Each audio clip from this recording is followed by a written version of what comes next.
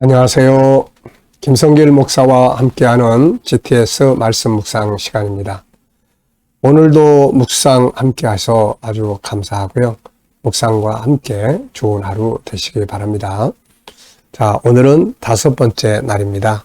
이 5번째 날, 두 번째 주간의 5번째 날인데요. 5번째 날은 관계 성공하기가 주제예요. 맨 먼저는 나하고의 관계, 지난 주간이죠. 이번 주간에는 다른 사람과의 관계 성공하기입니다. 삶은 관계가 좋을 때 행복하게 되는 거죠.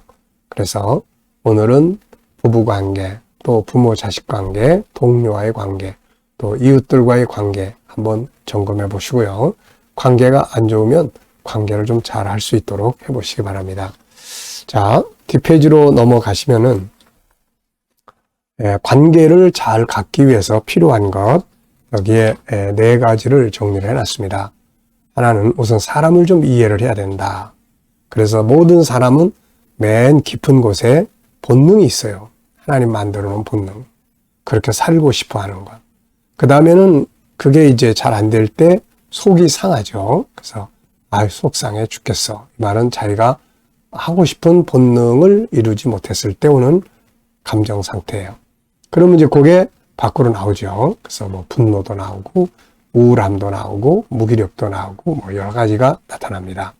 그래서 우리가 항상 사람을 대할 때는 맨 위에보다는 속상한 것에 공감하고, 왜 속상하게 됐는지에 대해서 도와줘서 원하는 것을 이루어 갈 수 있도록 하는 것이 아주 중요하죠.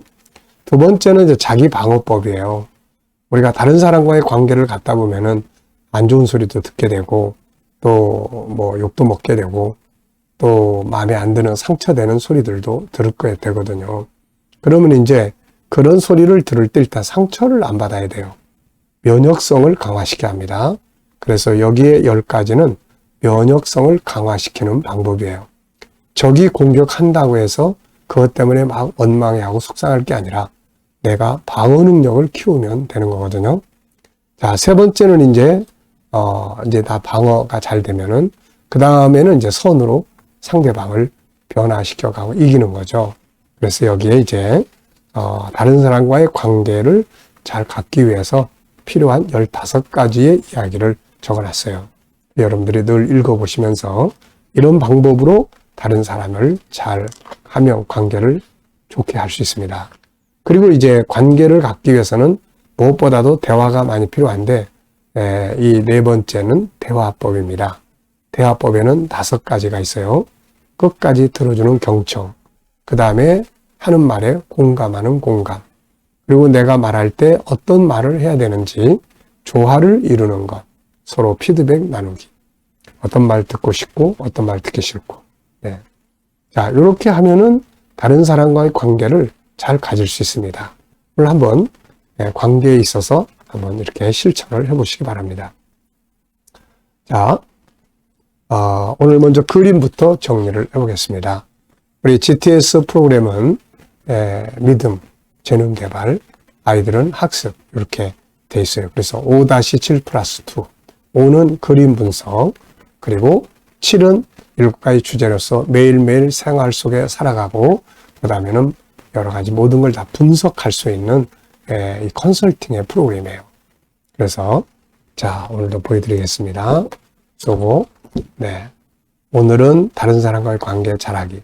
하루에 한 가지씩 주제를 가지고 이렇게 실천해보고 그러면 생활이 참 좋습니다. 그리고 또 전체를 가지고 뭔가를 컨설팅하고 분석할 수가 있죠. 그래서 잘 활용하시면 삶에 큰 도움이 될 수 있습니다. 자, 오늘 정리해보죠. 먼저 1번입니다. 제목 정하고 스토리텔링 하게요. 캄캄한 밤에 작은 촛불이 켜져 있습니다. 자, 어두움을 밝히는 거죠. 자, 저는 제목을 빛의 중요성 이렇게 적었고요. 그리고 의미를 빛은 희망이다.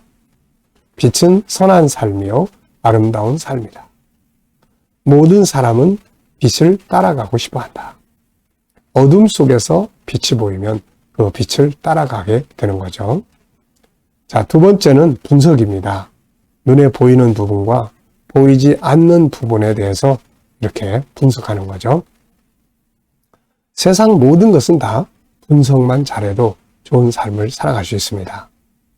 자, 우선 여기서 눈에 보이는 것은 촛불입니다. 촛불, 어둠, 그리고 말씀이 있죠. 자, 보이지 않는 부분에는 빛의 특징이 있습니다. 도대체 이 빛에는 어떤 특징이 있길래 환해질까? 역시 초의 특활, 초의 그런 특징, 그리고 또 어둠의 특징, 우주라고 하는 것도요, 사실 우주 안에서 밝음은 5%밖에 안 된다고 그러죠. 과학자들의 이야기에 보면은 95%는 어둠의 물질이라고 합니다. 그래서 요즘에는 이렇게 빛의 물질만이 아니라 도대체 어둠의 물질은 뭘까? 그래서 그걸 또 연구한다고 합니다. 자, 어둠의 특징.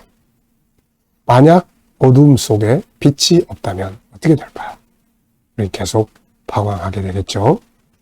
자, 세 번째입니다. 그림에서 가장 중요한 것은 뭘까요? 잘 보시고 제일 중요한 것은 저는 빛나는 이 불이 켜져 있는 빛, 요 초. 이 빛은 사람이 보고 따라오고 싶어 하는 거죠. 빛이 있는 곳에는 사람들의 모습이 다 보이고 길이 보입니다.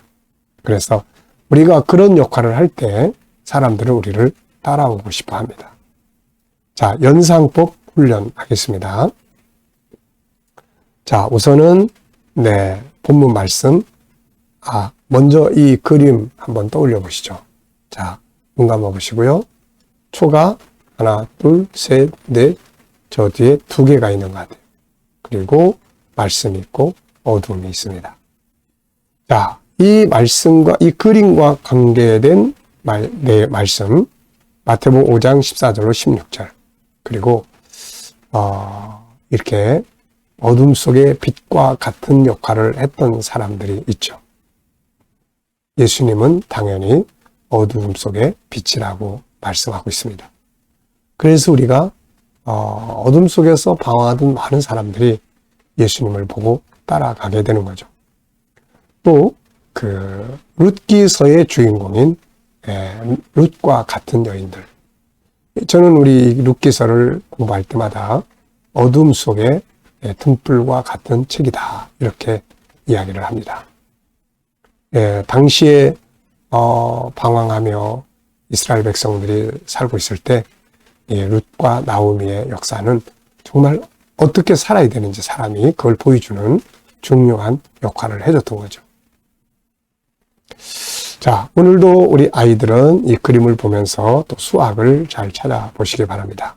이 속에 어떤 수학이 공식이 들어있을까요?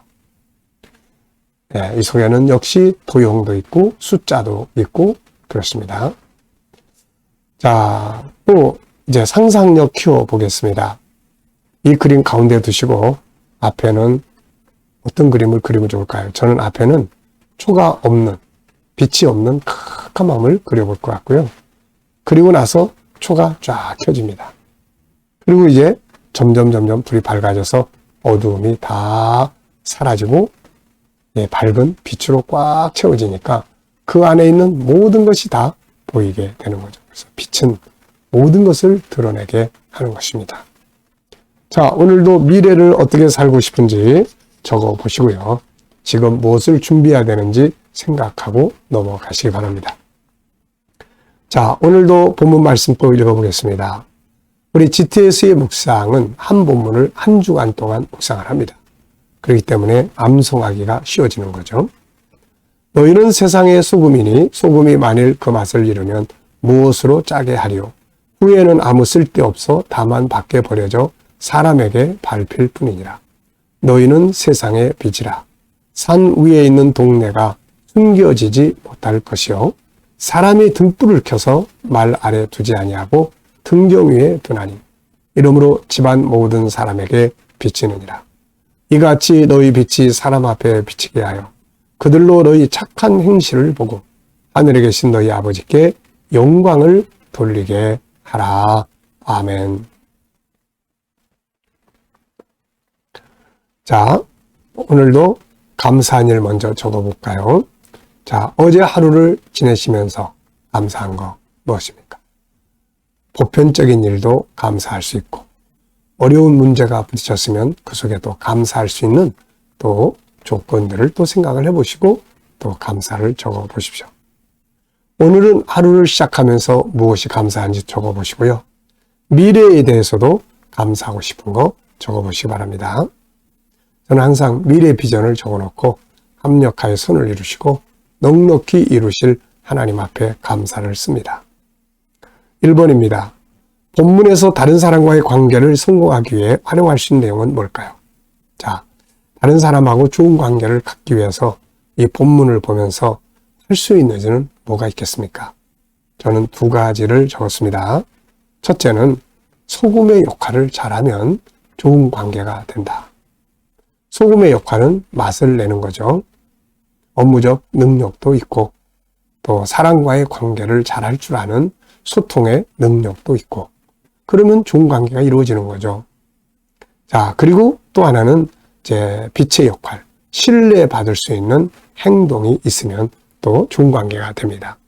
약속한 거 잘 지키고 또 진실되게 일하고 뭔가 맡기면 부지런하고 성실하게 그래서 거룩성을 잃지 않고 살아가는 삶의 모습이죠.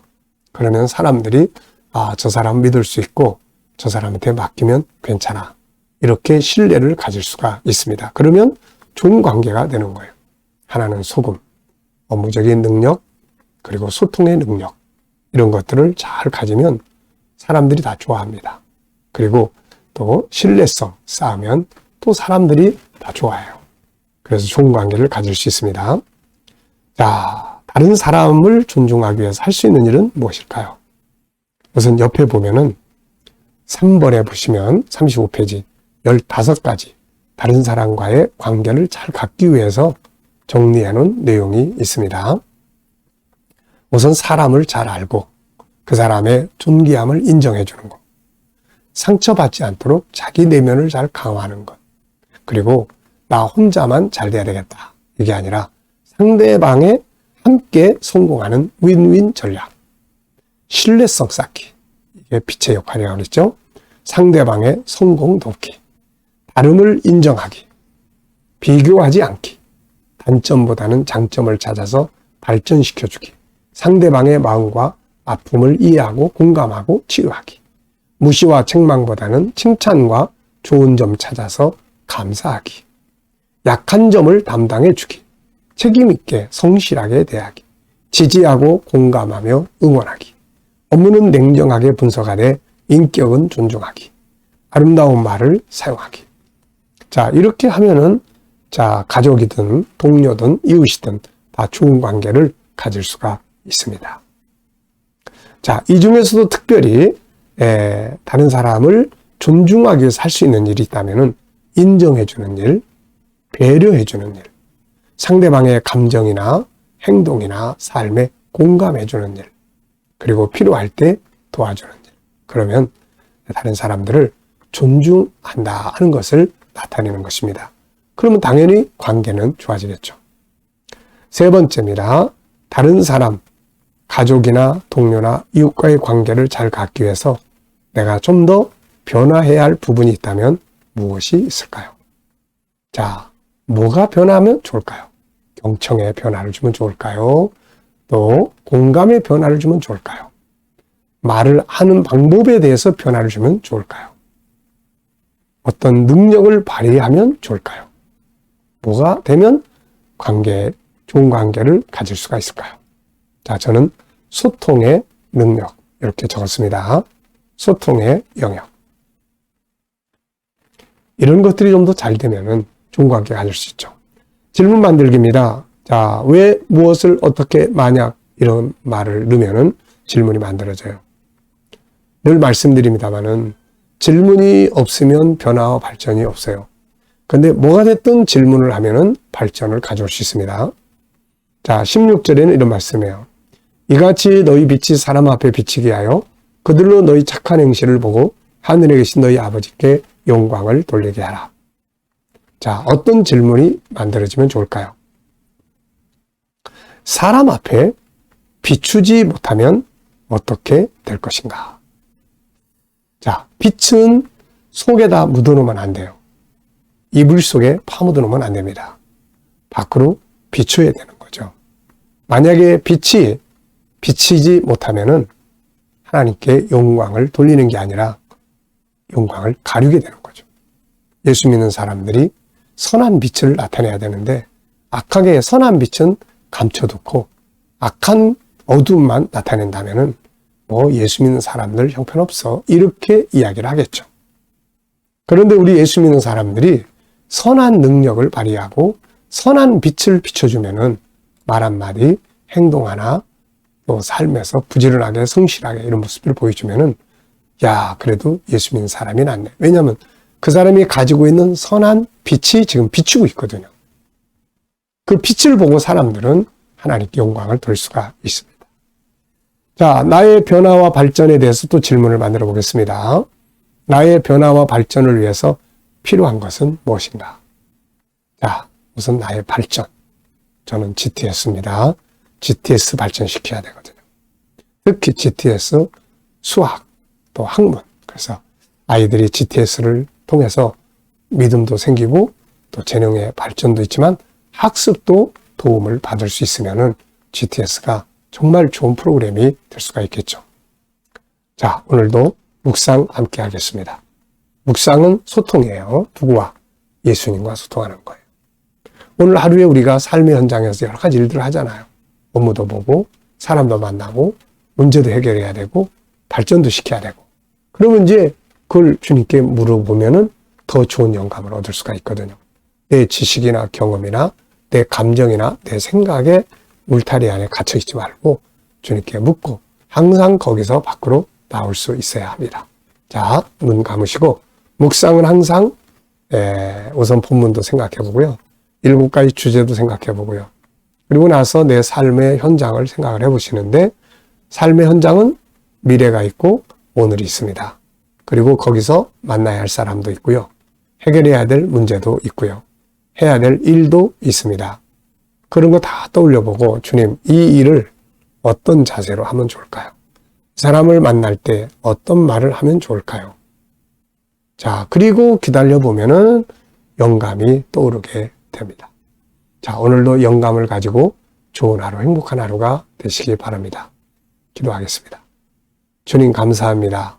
오늘도 우리의 가정에서, 직장에서, 삶의 현장에서 소금의 능력을 발휘하게 하시고 빛의 능력을 발휘하게 하여 주옵소서. 그래서 능력 있고 선하고 신뢰성을 가질 수 있어서 모든 사람이 우리를 보고 하나님께 영광 돌리게 하여 주옵소서.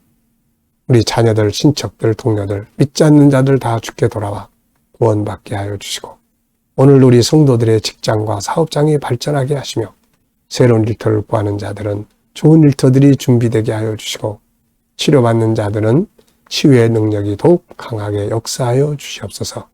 주님, 오늘도 나라와 민족이 함께 하시고 나라를 지도하는 지도자들에게 지혜를 주셔서 나라를 바른 길로 이끌어가게 하여 주옵소서. 주님, 오늘도 세계 곳곳에서 복음 전하는 선교사님들이 함께 하시고 저들의 수고로 택한 백성들을 다 돌아오게 하여 주시옵소서. 주님, 오늘도 주신 영감을 가지고 복된 하루 되어지게 하여 주옵소서. 감사하며 예수님의 이름으로 기도하옵나이다. 아멘.